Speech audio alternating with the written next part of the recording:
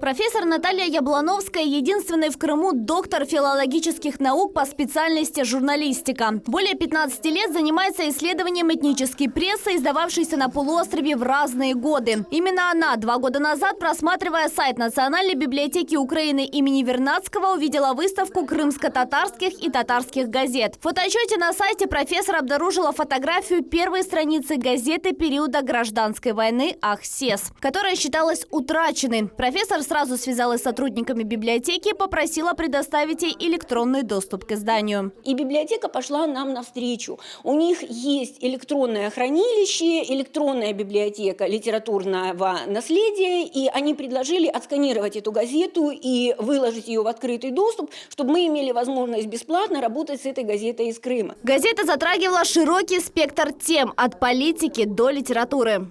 Во-первых, общественно-политические проблемы. И без них, конечно, невозможно представить прессу периода гражданской войны, когда эти проблемы были самыми насущными.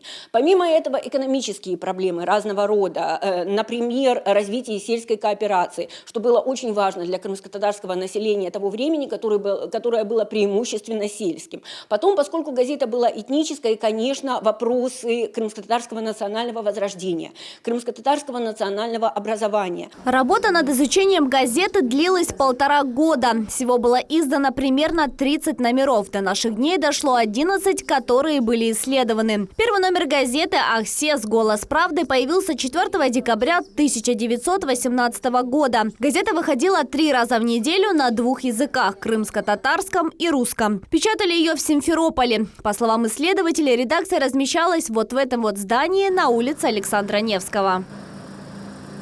Большой вклад в перевод внесла доцент кафедры крымско-татарской литературы и журналистики КИПУ имени Фивзи Якубова Линияра Джилилова. Специалист по крымско-татарской прессе, тюрколог, который хорошо разбирается в диалектах крымско-татарского языка. Тогда газету издавали крымские татары, приехавшие в Крым из Добруджи. В этой области Румынии жила небольшая крымско-татарская диаспора, говорившая на своем диалекте.